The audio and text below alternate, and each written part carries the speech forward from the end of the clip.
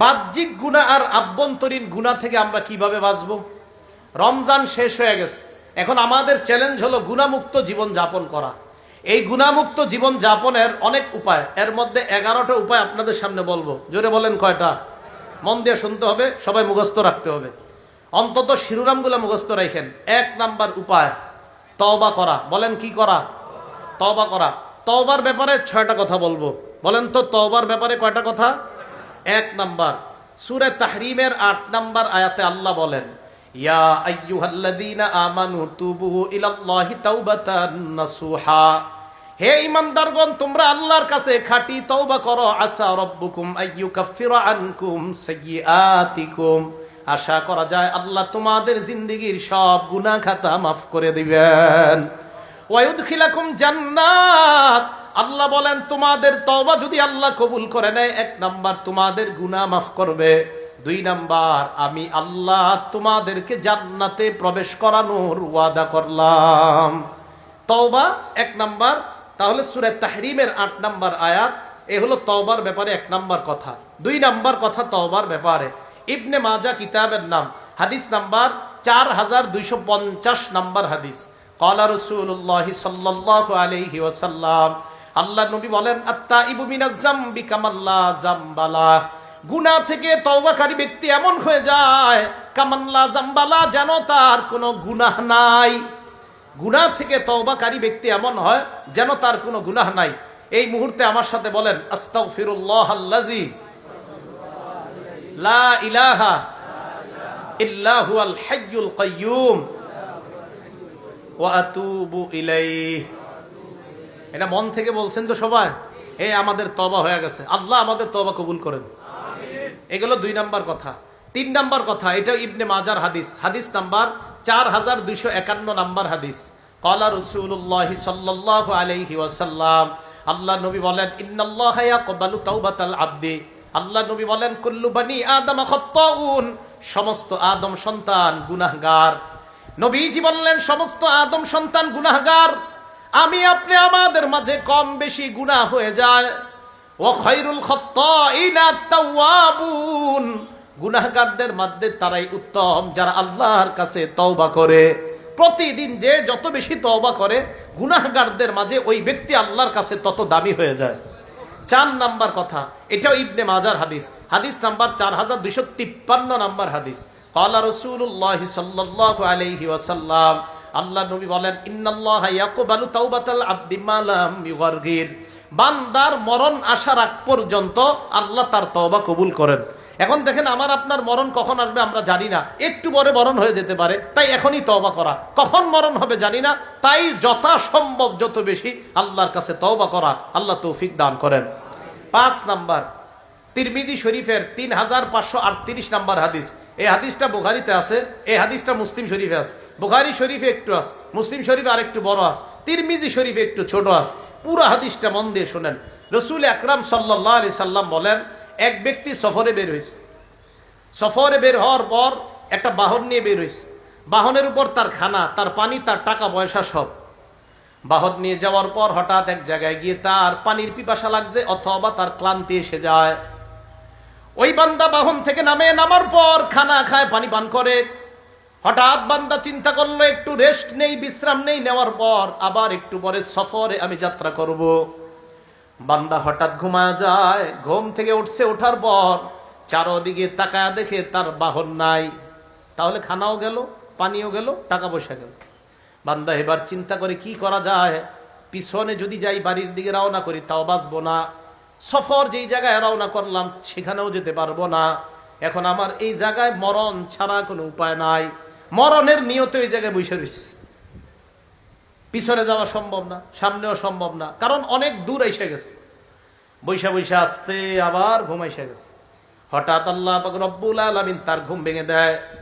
ঘুম থেকে জাগ্রত হওয়ার পর তাকায় দেখে তার বাহন খানা, পানি, টাকা পয়সা নিয়ে উপস্থিত হয়ে যায়। খুশি বেশি না কম?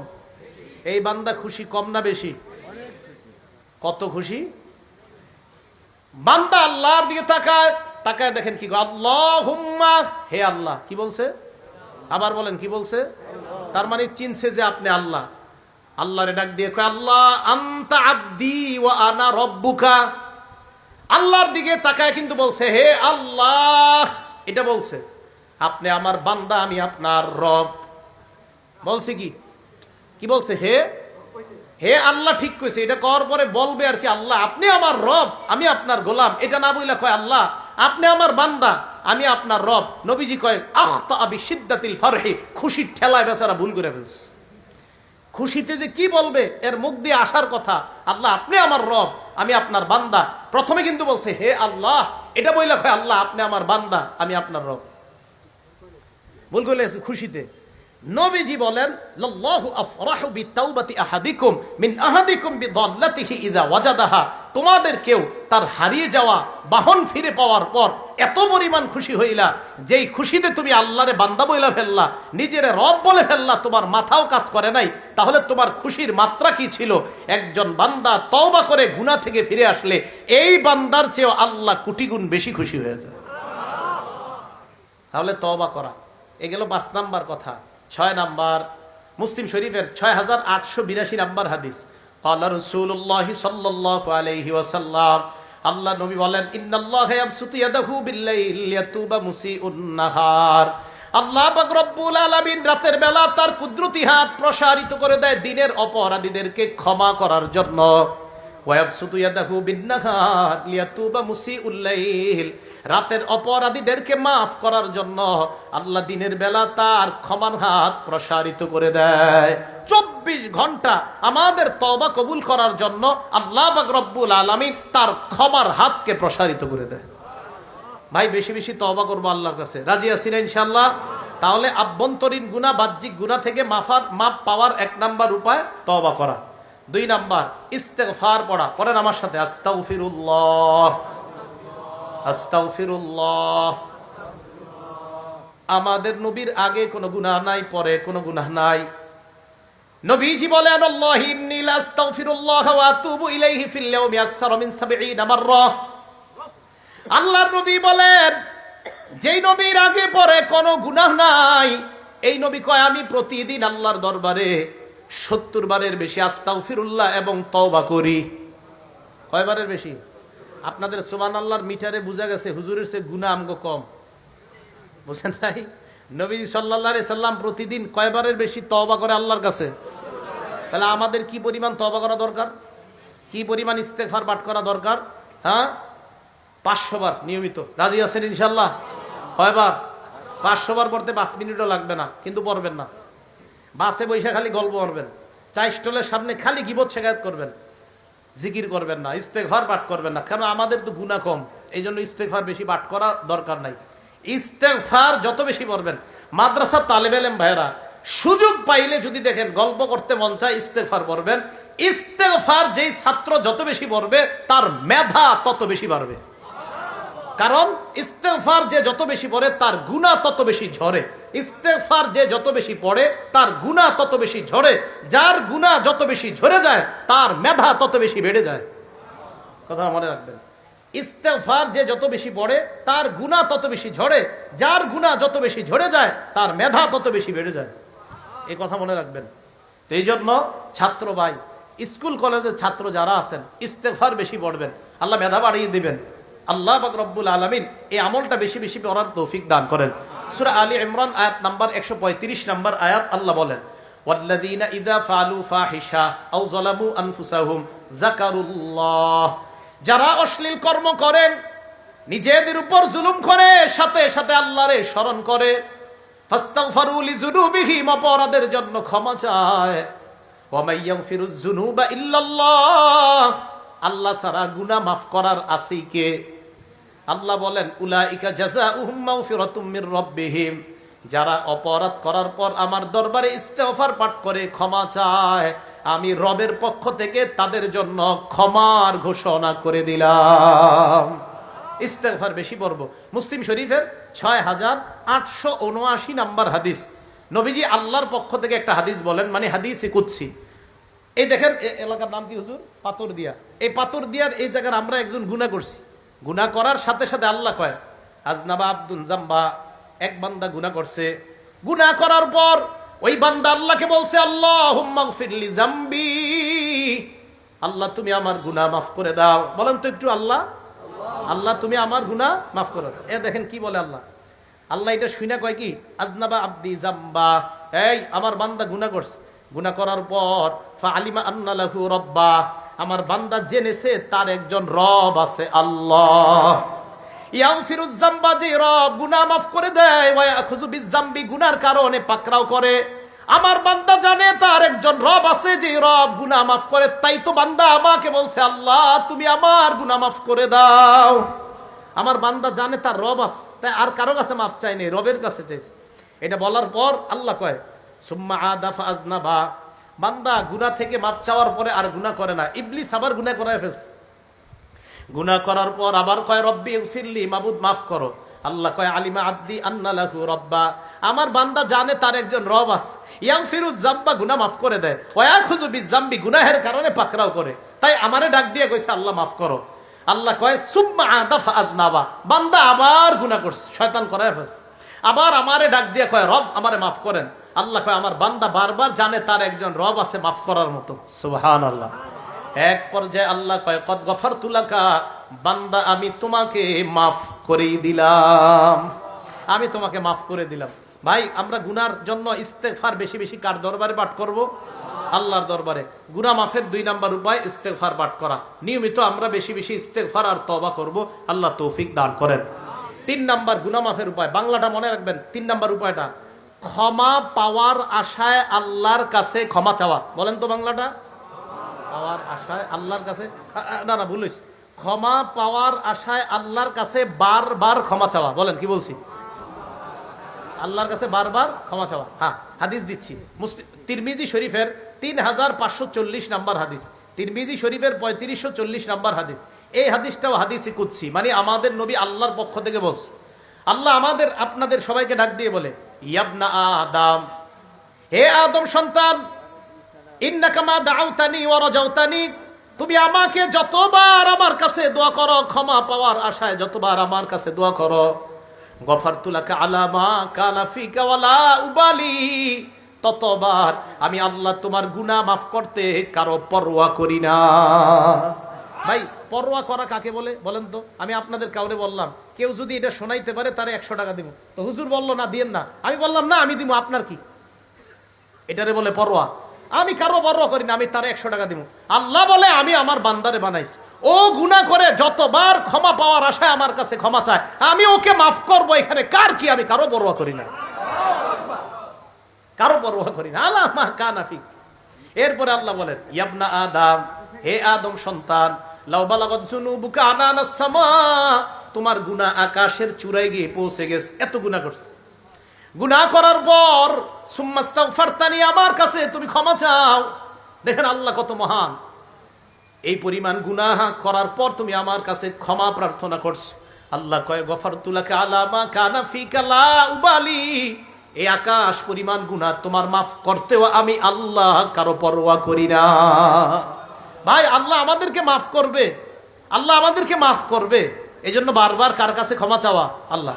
এবার কি কয় দেখেন, ইয়াবনা আদম, হে আদম সন্তান, লাউ আতাইতানি বিকরাবিল আরদি খতায়া, জমিনের বালু পরিমাণ গুনাহ যদি নিয়ে আমার কাছে উপস্থিত হয়ে যাও, জমিন পরিমাণ গুনাহ নিয়ে আসো, লা আতাইতুকা বিকরাবিল আরদি মাগফিরা, আমি আল্লাহ জমিন পরিমাণ ক্ষমা নিয়ে তোমার কাছে উপস্থিত হয়ে যাই।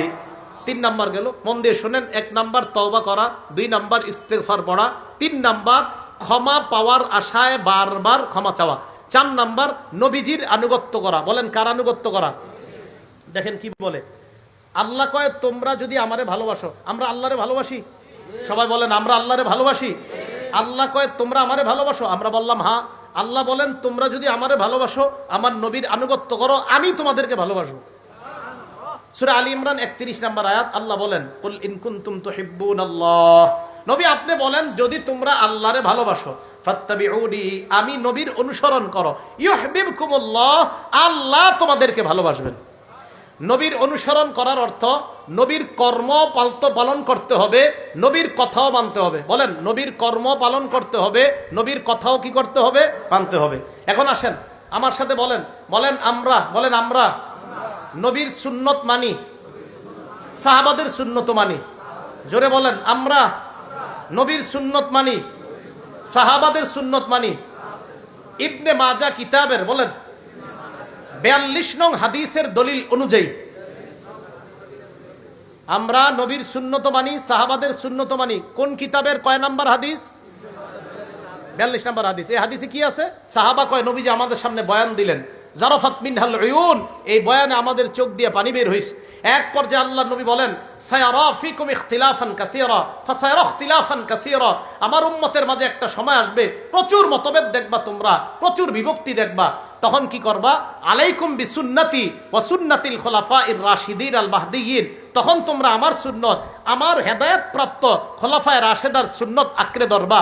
তামাসসাকু বিহা আদ্দু আলাইহা বিন নওয়াজিস, মারির দাঁত দিয়ে আমার সুন্নত এবং আমার হেদায়েত প্রাপ্ত সাহাবাদের সুন্নত আঁকড়ে ধরবা। জুমার দ্বিতীয় আজান হযরতে উসমানের সুন্নত। এই সুন্নত কেন পালন করি? নবীজি ইবনে মাজার 42 নম্বর হাদিসে বলছে, আমার সুন্নত পালন করো, সাহাবার সুন্নত পালন করো। তারাবি 20 রাকাত যদি বলেন ওমরের সুন্নত কেন পালন করি?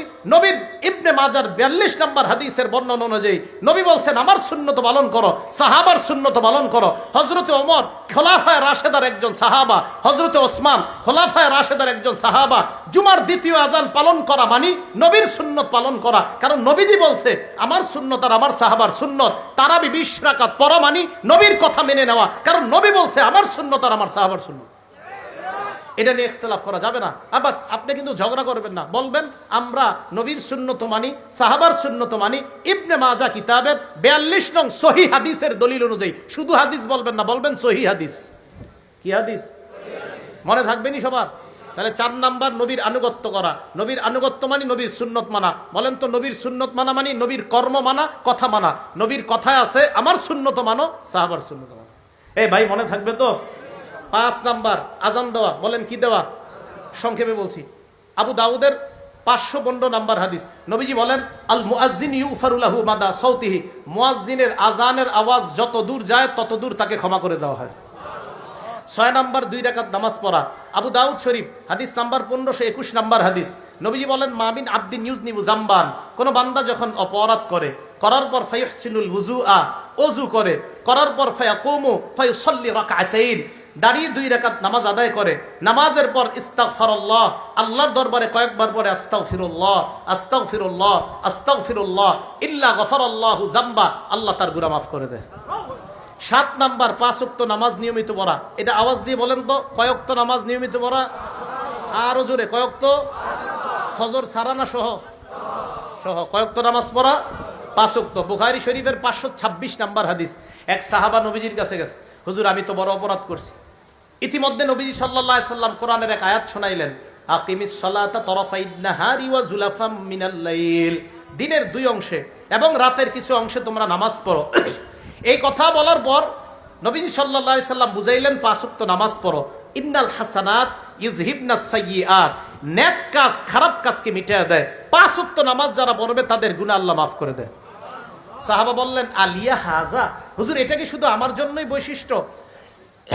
নবীজি সাল্লাল্লাহু আলাইহি সাল্লাম বললেন, না না, লি জামিই উম্মতি কুল্লিহিম, আমার দুনিয়ার সমস্ত উম্মতের জন্য এই বৈশিষ্ট্য। 5 ওয়াক্ত নামাজ পড়বে, আল্লাহ তাদেরকে মাফ করে দিবেন। 8 নাম্বার জামাতের সাথে নামাজ আদায় করা। এটাও একটু মিছিল দিয়ে বলেন কিভাবে নামাজ আদায় করা? আরো জোরে বলেন কিভাবে নামাজ আদায় করা? জামাতের সাথে নামাজ আদায় করা। এক সাহাবা নবীজির কাছে আসছে, মুসলিম শরীফের হাদিস, হাদিস নাম্বার 6899 নাম্বার হাদিস। নবীজির কাছে আসার পর নবীজিকে বলতেছি, ইয়া রাসূলুল্লাহ, আসবতু হাদ্দান, আমি এমন অপরাধ করছি যে অপরাধে আমার উপরে শাস্তি প্রয়োগ করা দরকার। ইতিমধ্যে ফরজ নামাজের সময় হয়ে গেছে, একটা ফরজ নামাজ, ফজর না ফরজ। ওই নামাজে নবীজি নামাজ পড়াইলেন, ওই সাহাবা নামাজ পড়লেন। নামাজ পড়ার পর নবীজি সাল্লাল্লাহু আলাইহি সাল্লামের সামনে আবার আসছে, আয়া কয়, আকিম ফিয়া কিতাব আল্লাহ, হুজুর তাড়াতাড়ি বিচার করেন। নবীজি কয়, হাল হাদারতাস সালাতা মানা, তুমি কি আমাদের সাথে এই নামাজটা পড়ছো জামাতে? কয় হ্যাঁ। নবীজি বলেন, গুফির লাকা, বাস যে অপরাধটা করছো না আল্লাহ মাফ করে দিস। 5 আজান দেওয়া, 6 2 রাকাত নামাজ পড়া, 7 5 ওয়াক্ত নামাজ পড়া, 8 জামাতের সাথে নামাজ পড়া। ভাই জামাতের সাথে নামাজ পড়বো তো, এখানে অন্ধ আছেননি কেউ? সবাই কয় না। অন্ধ আছেন? কেউ থাকলে হাত তোলেন। আছেন অন্ধ? অন্ধ কেউ নাই। তাহলে একটা হাদিস শোনেন, রিয়াজুস সলিহিন 1073 নাম্বার হাদিস। এক অন্ধ সাহাবা নবীজির কাছে আসছে, আসার পর কই ইয়া রাসূলুল্লাহ লাইসা লি কাঈদুন ইয়াকুদুনি ইলাল মসজিদ, হুজুর এমন কেউ নাই যে আমারে ধরে ধরে মসজিদে নিয়ে যেতে পারবে। নবীজি কয় কি বলতে চাও সেটা কও। হুজুর আমি বাসায় নামাজ পড়লে হবে কিনা? নবীজি বললেন হ্যাঁ ঠিক আছে হবে, যাও, ফতোয়া দিয়ে দিছি নবীজি, হবে, যাও বাসায় নামাজ পড়ো। ফালাম্মা ওয়াল্লাহ, লোকটা রওনা করছে বাসায়, মন দিয়ে শুনেন। দাআহু, নবীজি ডাক দিলে এই শোনো শোনো, আল তাসমাউন নিদা, আযান শোনো বাসা থেকে। কয় জি হুজুর, বাড়ি থেকে আযান শোনা যায়। নবীজি বললেন ফাজিব, তাহলে মসজিদে জামাতে এসো। উনি কি অন্ধ সাহাবা ছিলেন না দেখতেন? অন্ধকে নবীজি কি বললেন, কিভাবে আসবা জানি না, বাস আযান শুনবা মসজিদে আসবা। এখন আপনারা ঘুমাই থাকেন বাসায়। তাহলে জামাতের সাথে নামাজ আদায় করা ৮ নাম্বার। ৯ নাম্বার, গুনাহ হয়ে গেলে সাথে সাথে একটা ভালো কাজ করা। তিরমিজি শরীফের 1987 নাম্বার হাদিস, আবু যর গিফারিকে নবীজি বললেন ইত্তাকিল্লাহ হাইসুমা কুনতা, যেখানেই থাকো আল্লাহরে ভয় করো। ওয়া আতবিইস সাইয়্যাতাল হাসানাতা তামহুহা, খারাপ কাজ হয়ে গেলে সাথে সাথে একটা ভালো কাজ করবা, এই ভালো কাজটা তোমার খারাপ কাজকে মিটাইয়া দিবে।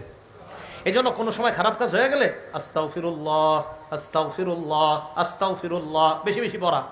10 নাম্বার, জিকিরের মজলিসে বসা। এই যে আপনারা এখন জিকিরের মজলিসে আছেন, বুখারী শরীফ হাদিস নাম্বার 6408 নাম্বার হাদিস, নবীজি বলেন ইন্না লিল্লাহি মালাইকাতান ইয়াতুফুনা ফিত তুরুক, আল্লাহর একদল ফেরেশতা আছে আপনাদের সামনের রাস্তায় ঘুরে। ইয়াতুফুনা ফিত তুরুক ইয়ালতামিসুনা আহলা যিকরি, কোথায় আল্লাহর দিন সম্পর্কে আলোচনা হয় এমন মজলিস খোঁজে।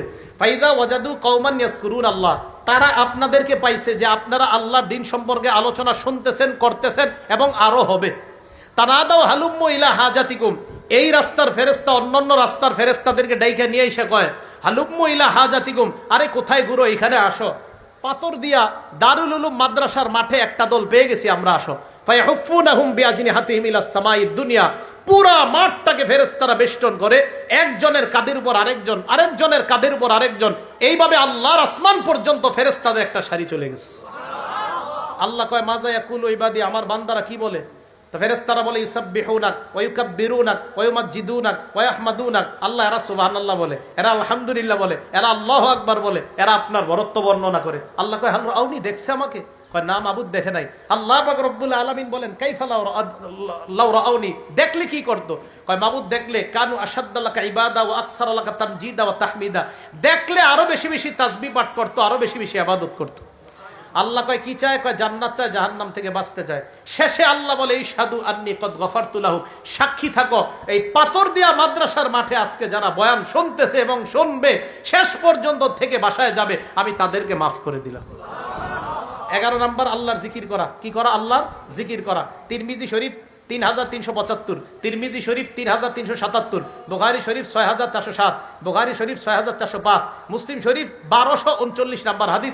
সবগুলা জিকির সম্পর্কে আল্লাহ রাসূল সাল্লাল্লাহু আলাইহি সাল্লাম বলেন মাসালুল্লাযী ইয়াজকুরু রাব্বা ওয়াল্লাযী লা ইয়াজকুরু রাব্বা, আমরা দুইজন এক ঘরের মধ্যে আছি, উনি জিকির করে, আমি জিকির করি না। ওনাকে আল্লাহ রাসূল বললেন মাসালুল হাইয়্যি ওয়াল মাইয়িত, উনি জীবিত ব্যক্তির মতো, আমি মরা ব্যক্তির মতো।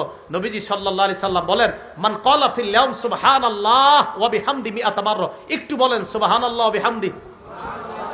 ডেলি 100 বার যারা পড়বে, বুখারী শরীফের বর্ণনা 6405 নাম্বার এবং 6407 নাম্বার হাদিসে আসে, কোন ব্যক্তি যদি নিয়মিত সুবহানাল্লাহি ওয়া বিহামদি এতটুকু পড়ে, সুবহানাল্লাহি ওয়া বিহামদি, বাস এতটুকু যদি কোনো ব্যক্তি পড়ে 100 বার ডেলি, হুত্তাত খাতায়াহু ইদ কানাত মিস্তাজাবাদিল বাহরি, তার জিন্দেগীর সমুদ্র পরিমাণ, ফেনা পরিমাণ গুনাহ আল্লাহ মাফ করে দিবেন।